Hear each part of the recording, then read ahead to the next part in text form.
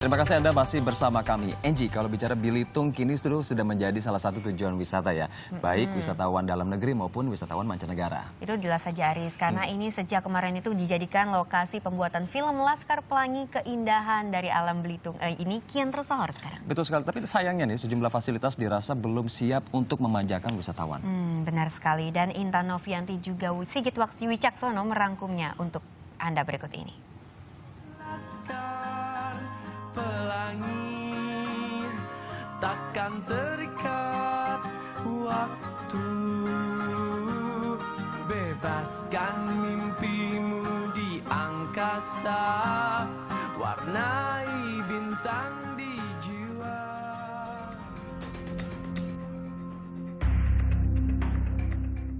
Siapa yang tak kenal dengan negeri Laskar Pelangi? Sebuah pulau seluas 229,369 hektar yang terkenal berkat film Laskar Pelangi.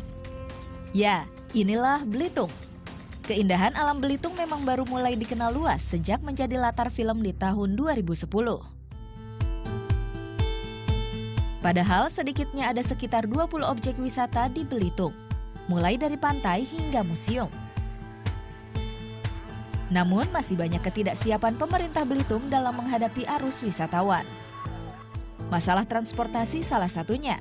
Dari satu tempat ke tempat lain, wisatawan masih harus menggunakan kendaraan yang dipesan khusus.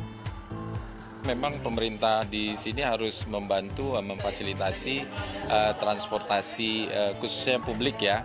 Karena saat ini saya dan rombongan dan beberapa orang lain yang saya datang ke sini, saya lihat mereka menggunakan fasilitas dari tour guide, travel dan sebagainya. Tentu ini mahal. Tapi kayaknya dari sisi transportasi untuk satu tujuan wisata ke tempat lain ini masih kurang gitu.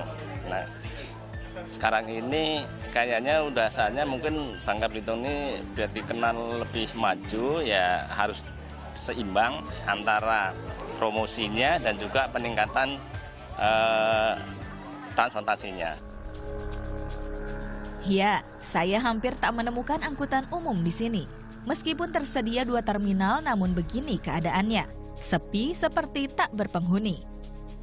Keberadaan angkutan umum di Belitung memang sangat langka. Kalaupun ada, hanya di jam-jam tertentu dan mengantarkan 1 kali perjalanan dalam 1 hari. Itu pun dari satu kecamatan ataupun dari satu kabupaten ke kabupaten lainnya.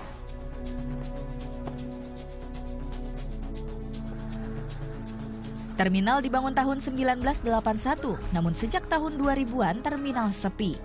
Meski sepi, di 2013 lalu terminal baru saja direnovasi dan menghabiskan dana hingga 800 juta rupiah. Ya seperti itu nanti, mungkin itu lebih mengaktifkan terminal tadi. Tapi makanya kita baru merehab terminal. Nah kita setelah rehab terminal baru pengadaan transportasi kayak bus tadi kan. Nah jadi mungkin nanti untuk kalau dari bandara biasa kan mereka sudah melalui travel dan sebagainya. Tapi untuk jalan-jalan selanjutnya kan mungkin nanti basicnya dari terminal ini ke tempat-tempat lokasi-lokasi wisata yang ada. Tak melulu soal transportasi, keindahan wisata pantai dengan ombak yang tenang, bebatuan yang indah dan potensi alam yang besar di sekitarnya tak diiringi dengan pengelolaan yang seimbang.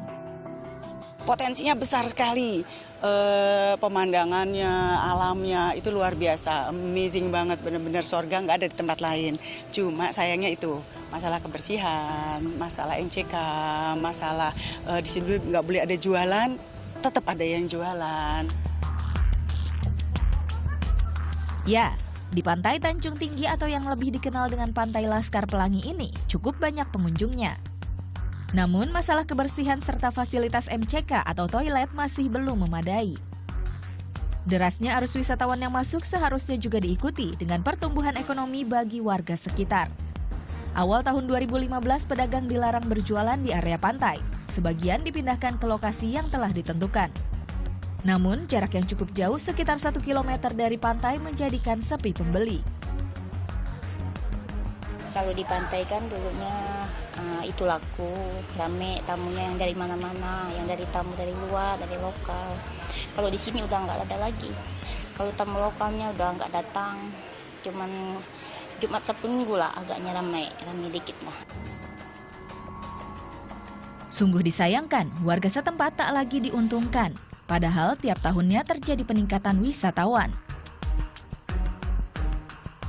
Di tahun 2011 misalnya, sekitar 83,893 pengunjung datang ke Belitung. Dan di 2014 jumlah pengunjung meningkat hingga 199,823 pengunjung. Jika mengacu pada RPJP atau Rencana Pembangunan Jangka Panjang Daerah Kabupaten Belitung, sektor pariwisata baru akan siap di tahun 2025. Kondisi pariwisata yang masih dalam masa rintisan juga berdampak pada pertumbuhan ekonomi yang fluktuatif di Belitung. Di tahun 2012 ekonomi tumbuh sebesar 6,09%, namun di 2013 turun menjadi 5,93%.